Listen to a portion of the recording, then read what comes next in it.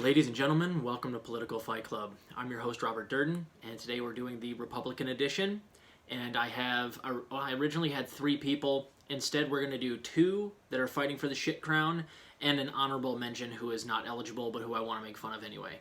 So the Republicans I'm trashing today are Congressman Matt Gaetz, Congresswoman Marjorie Taylor Greene, and the honorable mention, who is not eligible, but who I'm going to tease, is Steven Crowder. He did something stupid too.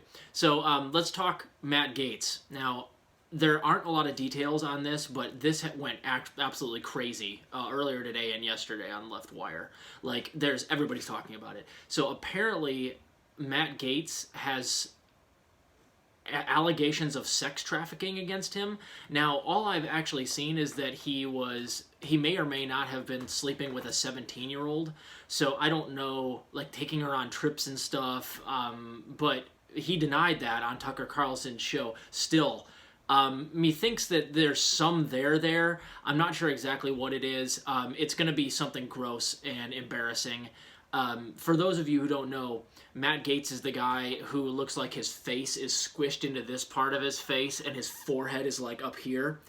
And he's a terrible congressman. I think he's a congressman in Florida. And he has been floated as maybe going to get a new job, like actually dropping out as a congressman and going to get a job at Newsmax, which is like the more right-wing Fox News, like more than Fox News. It's really, really bad. Only the true Kool-Aid drinkers go to Newsmax. So if that's true, Matt, get on it, man, because it looks like the optics of this new sex trafficking / statutory rape thing aren't going to help you out too much in your re-election chances. So he's getting shithead of the week #1 for that. He's going up against Marjorie Taylor Greene, and oh my god, either one of these two yuckos, man. Marjorie Taylor Greene is the woman who just recently won her election in Georgia, and she had like the AR-15 in her like ads, her political ads when she was running, and she is most notably known for not wanting to wear a mask and thinking COVID is a hoax, and basically sandbagging every precaution that we can possibly take against COVID. And even Cori Bush, who was just elected, she's a lefty, she's part of the squad. I believe that they had offices next door to each other, and Cori Bush actually had to like change offices because Marjorie Taylor Greene would consistently not wear a mask, and Cori Bush was worried she was going to catch COVID and get really, really sick. So that's how bad this idiot is. So she's like QAnon. Like she actually is like pro QAnon. She's out of her mind. She's the most insane doofus congressperson there is. And I think I can say that with certainty. She's the worst. Like, I don't like Matt Gaetz either, but like there's plenty of really ridiculous Democrats and Republicans in Congress who are cartoonishly dumb, but Marjorie Taylor Greene is the dumbest, and she's the most cartoonish of all of them. She's also when she had just won her election and was about to take her seat, she also went out and said that she was on day 1 going to file papers to impeach Joe Biden. And I believe she actually tried to do it. It didn't work, obviously. But like this woman is out of her mind. She's not in there to actually help people. So what does she do that is so bad this time, you ask? Well, she went on her show. I believe she has a podcast or something, some show, and she is doing more of her COVID conspiracy bullshit. So she's now saying that Joe Biden, who may or may not be requiring a vaccine passport for you to get into certain large venues in the future, which isn't a bad idea. I mean, I wish we just shut down, and I've said numerous times on this show that we really need a lockdown. We need to push vaccinations, of course, but like really the only way to get this under control is just to lock down. But since we're not going to do that, we have to start making sure that people that go into large venues like concerts and sporting events are vaccinated so that you don't get super spreader events. So it's not a bad idea to require at like certain restaurants or movie theaters or wherever you're going to be packed into a small space with a lot of people, that the least you can do is ask that people are vaccinated. And she went on a rant saying that the vaccine passports that they may or may not be pushing Biden's administration are the mark of the devil. I'm not kidding you. They said that this is the work of the work of the beast. And she also went in the same diatribe, went off to say that she believes these vaccine passports to be really, really fascist and also really, really communist. In the same sentence, same fucking sentence. That shows you how fucking stupid she is. Like, okay. And anybody that does this, they're not worth talking to. Even on the street, even normal people. If somebody thinks fascism and communism are the same thing, they're really too far gone. Like, that's one of my big rules, is like, if you're drinking that Kool-Aid, you're drinking it a lot, and it's going to be too hard to deprogram people. And she's actually that stupid. She's in Congress right now, and she actually thinks communism and fascism are the same thing. They're on opposite sides of the political spectrum, and there's, like, I do agree that there's a certain amount of authoritarianism that goes along with pure communism, along with pure fascism, but other than that, they're on different sides of the social spectrum. So I don't know what she's talking about. She makes no sense whatsoever with any of her points. All that she does is work backwards from her conclusion, which is COVID is either a hoax or it's not as bad as the media is making it, so therefore it shouldn't be taken seriously, and she works backwards from that. She doesn't want us to have to wear masks. She was bragging on Twitter that Georgia is loosening or has very little mask mandates, and she was like, oh, it just feels so freeing that none of us are being, forced into wearing masks. It's such a free state down here in Georgia. Yet they just passed that draconian fetal heartbeat abortion law like three years ago. So it's such a free state, we don't have to wear masks. But anything that goes on your uterus, we're gonna legislate. We're gonna legislate and control that. We're gonna regulate that. Oh God, I can't stand it. So you ever notice that all these dumb shits, they almost always come from the Deep South.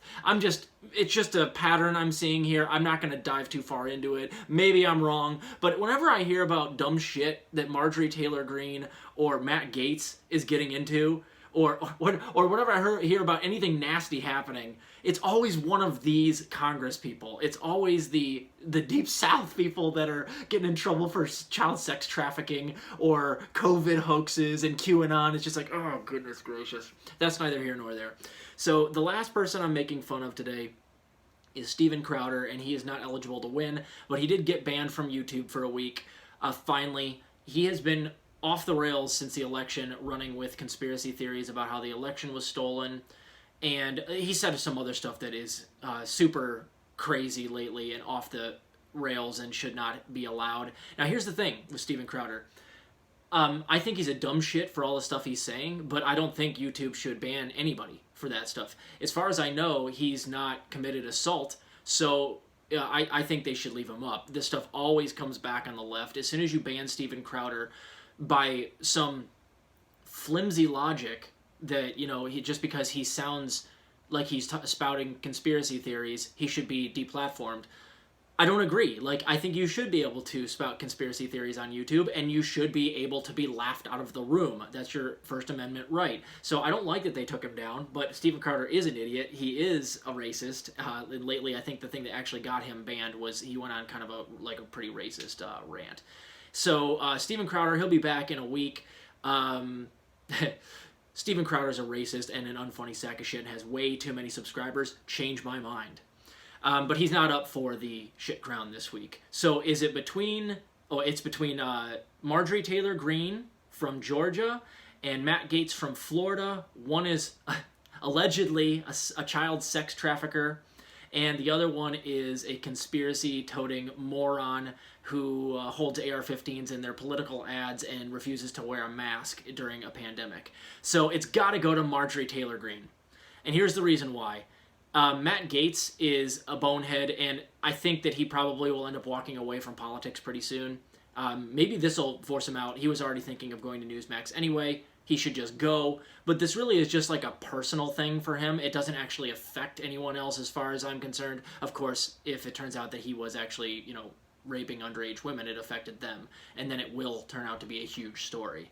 But right now, Marjorie Taylor Greene's rhetoric about COVID is far more nefarious, far dumber, far more dangerous than what happened with Matt Gaetz at this point. Because if she can, if she continues to act like COVID isn't a thing and doesn't wear a mask and fights to, make this a more free country, country where you don't have to wear masks and you're allowed to infect whoever you want because it's your free country and your body. If she keeps pressing that, it's going to make it almost impossible for us to get everyone vaccinated. And by the way, she is also toting that the vaccinations are, the vaccine passports are obviously the work of the devil, so she's not for vaccinations either. She's demonizing those as well. So she's actively working against everything that we can possibly try to do to get this under control.